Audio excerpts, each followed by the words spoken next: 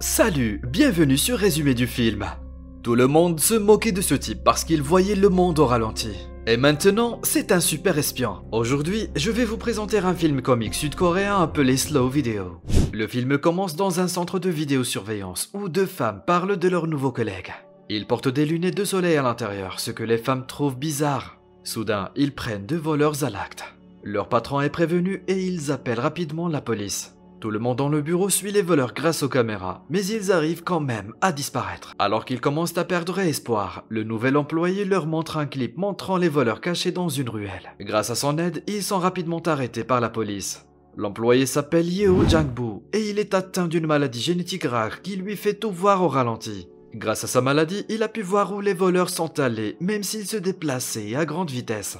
Quand Jang-bu était au collège, il a participé à une course de relais avec son amour de jeunesse, Bong Soo-mi. C'est à ce moment-là qu'il a commencé à voir les choses au ralenti. Ses parents l'emmènent chez le docteur Seok qui lui diagnostique une activité visuelle dynamique.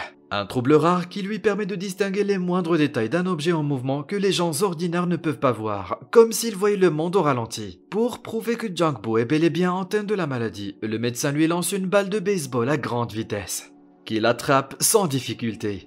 Le médecin lui conseille de porter des lunettes de soleil en permanence pour plus de confort. Après le diagnostic de Jang-bu, son père s'envole pour un pays étranger afin de gagner de l'argent pour son traitement. Jang-bu reste à la maison avec sa mère et sa petite sœur. Il affirme que ce trouble a été à la fois une bénédiction et une malédiction. Bien qu'il puisse voir sous les jupes des femmes au ralenti quand il y a du vent, il était maltraité à l'école à cause de ses lunettes de soleil. Sa seule amie était alors Soo-mi, dont il a commencé à tomber amoureux. Mais avec le temps, Soo-mi commençait elle aussi à se faire maltraiter parce qu'elle était son amie. Alors, elle l'a quitté. Après cela, Jang-bu n'a plus jamais eu d'amis. Il voulait perdre complètement la vue, alors il regardait tout le temps la télé. Sa vision n'a pas vraiment empiré, mais il a développé une obsession pour les séries de drama coréennes. Il a appris à se sociabiliser grâce aux séries qu'il regardait, mais n'est jamais sorti de la maison pour pratiquer. Son père refusait de revenir en Corée, même pendant les vacances pour économiser de l'argent. Mais un jour, il est mort à cause d'un accident du travail. Après le décès, le seul homme qui est resté proche de Jang-bu est le docteur Seok. Il lui conseille d'aller découvrir le monde en dehors de sa chambre et d'aider sa famille en ramenant de l'argent. C'est à ce moment-là que Jang-bu commence à travailler au centre de contrôle de vidéosurveillance. Dans un monologue, il affirme qu'il aime regarder des gens à l'écran parce que cela lui rappelle les séries de drama qu'il aime tant. La seule différence étant que, dans ce drama, tout le monde est un acteur principal. Son collègue, Byung-soo, parle au patron du comportement de Jang-bu, affirmant qu'il est très introverti et ne parle à personne. Il promet de prendre soin du petit parce qu'il a un vrai talent. Byung-soo est assise à côté de lui au travail et essaie de parler à Jang-bu. Cependant, Jang-bu, très timide, répond à toutes les questions de Byung-soo dans sa tête et ne lui adresse pas la parole. En surveillant les caméras, il semble compter le nombre de pas que font les gens pour atteindre un certain endroit. Byung-soo pense que c'est bizarre mais ne pose pas de questions. Pour tenter de créer une discussion, Byung-soo lui demande s'il a une petite amie. Jang-bu pense alors à sa petite amie Soo-mi, donc il se rend chez elle le jour suivant. Soo-mi est devenue une belle femme, mais elle a des problèmes financiers. Son agent de recouvrement la pousse à vendre sa maison pour rembourser ses emprunts. Jang-bu l'observe de loin, mais a trop peur pour aller lui parler. À partir de ce jour, il l'observe tous les jours à travers les caméras de vidéosurveillance et mémorise sa routine quotidienne. Le soir, elle boit un soda devant un café, alors il se met à faire la même chose. Il la voit regarder un canapé abandonné sur le chemin et le traîne devant le café le lendemain. Soo-mi remarque le canapé, mais ne semble pas y prêter attention. Le lendemain, elle est bloquée à un arrêt de bus en raison de fortes pluies. Jang-bu voit cela sur son écran et va l'aider avec Byung-soo. Il met le parapluie au-dessus d'elle, comme dans drama coréen. Mais Soo-mi le traite de sale type et s'en va. Ensuite, ils vont voir le docteur Seok pour lui demander comment Jang-bu pourrait impressionner Soo-mi. Il suggère que Jang-bu lui offre des fleurs. Soo-mi est en retard pour son audition de comédie musicale le lendemain. Elle appelle le manager et commence à chanter au milieu de la route pour son audition. Alors qu'elle chante une belle chanson, les spectateurs la regardent avec admiration. Jang-bu arrive aussi avec un bouquet de fleurs.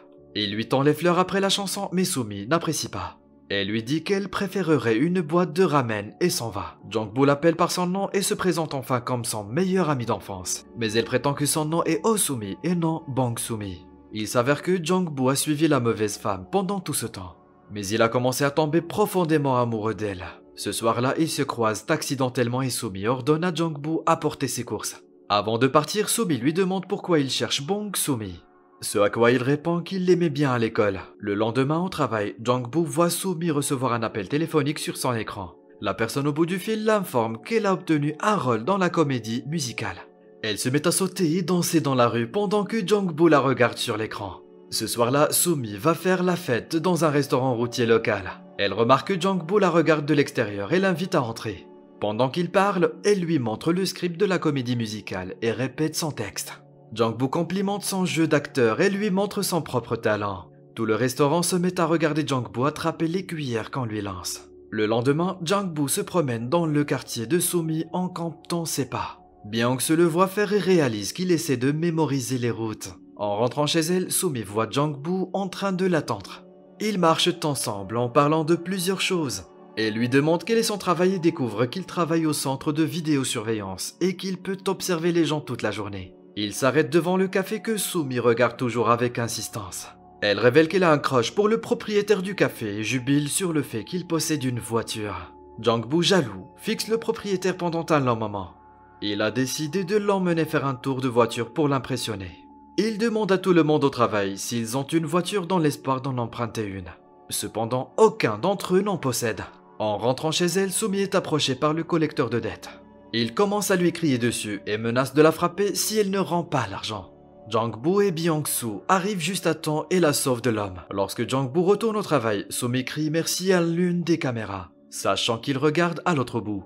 À la fin de la journée, ils se retrouvent dans un parc et discutent longuement. Jang-bu lui demande ce qu'elle ferait si elle possédait une voiture, ce à quoi Sumi répond qu'elle irait à la mer tous les jours. Comme il ne peut pas avoir de voiture, Jang-bu se lie d'amitié avec le chauffeur de bus local en voyageant avec lui toute la journée. Il avait vu le conducteur jouer au baseball seul la nuit en regardant les caméras. À la fin de la journée, Jang-bu le rejoint pour faire une partie et lui demande une faveur. Byung-soo, le chauffeur de bus, et Jang-bu récupèrent Sumi à l'arrêt de bus le lendemain et se rendent à Busan pour visiter la mer. Voyant ses efforts pour la rendre heureuse, Sumi commence à apprécier Jang-bu. Cependant, leur bus est arrêté par la police des frontières qui ne permet pas au bus du district local d'entrer dans l'autre district. Sumi, en colère, tente de se battre avec le policier tandis que Byung-soo la calme. Ce qu'ils font est inutile car au final, ils doivent rentrer chez eux sans pouvoir aller voir la mer. Le patron de Jang-bu leur parle de cas récents d'enlèvement de femmes dans la ville et leur demande de rester en état d'alerte en permanence. Puis juste après, Jang-bu remarque Sumi sur un écran, mais elle disparaît comme par magie. Il panique et se précipite pour aller voir si elle va bien, mais il se rend compte qu'elle essayait de lui faire une farce pour voir s'il allait venir. Sumi enlève ses lunettes pour la première fois et les deux s'embrassent enfin. Jang-bu ramène Sumi chez elle et elle l'invite à entrer. Cependant, leurs plans sont gâchés lorsque Sumi remarque la présence des collecteurs de dettes chez elle. Il jette ses affaires en la menaçant de rendre l'argent. Jang-bu essaie de courir vers elle, mais trébuche quand sa vision commence à se troubler. Après que les hommes soient partis, Jang-bu et Sumi s'assoient pour parler. Dans la pile d'affaires que les collecteurs ont jetées, il y a des dessins que Jang-bu a fait pour Sumi quand ils étaient à l'école. Sumi lui révèle qu'elle lui a menti en disant qu'elle était une fille différente parce qu'elle ne voulait pas être comparée à elle plus jeune. Jang-bu reste silencieux pendant tout ce temps alors que Sumi regarde les dessins en souriant. Il rend visite au docteur Seok le jour suivant, l'informant que sa vision est devenue floue. Il s'avère qu'avec le temps, son trouble s'est aggravé et qu'il va bientôt perdre la vue. Jang-bu savait qu'il finirait par devenir aveugle un jour, c'est pourquoi il compte les pas partout où il va, afin que ce soit plus facile pour lui lorsqu'il perdra complètement la vue. Alors que Jang-bu est troublé par la détérioration de sa vue, Sumi s'inquiète de sa dette. Elle vend sa maison et rassemble assez d'argent pour rembourser ses emprunts, mais du coup, elle n'a plus d'endroit pour vivre. Jang-bu la regarde à l'écran pendant qu'elle parle à un commerçant en tenant une boîte qui contient ses dernières affaires. Soudain, sa collègue remarque une voiture qui tourne de façon suspecte autour de la même zone. Elle regarde attentivement la plaque d'immatriculation et remarque que la voiture appartient à un kidnappeur en fuite. Elle prévient immédiatement le patron et la police. Cependant, ils perdent de vue la voiture et au même moment, Jang-bu perd Sumi de vue. Il panique et se met en route pour la sauver d'un danger potentiel. En chemin, il perd complètement la vue et fonce dans une voiture. Byung-soo le remarque à travers les caméras et part pour l'aider. Sumi, quant à elle, est abordée par un homme étrange qui lui attrape le bras. Mais avant qu'il ne puisse l'emmener, Jang-bu se met à courir vers eux. Le ravisseur s'enfuit, mais Jang-bu manque de s'écraser contre un bus. La police arrive et emmène Sumi pour l'interroger. Et puis, Jang-bu est laissé seul dans la rue, mais son ami Beyong-soo arrive pour l'aider. Il pleure en tenant sa main, dévasté par la perte de sa vision. Plusieurs jours se sont écoulés depuis l'incident. Sumi est occupée par sa vie et ne contacte pas Jang-bu. Elle regarde souvent les caméras de vidéosurveillance quand il lui manque.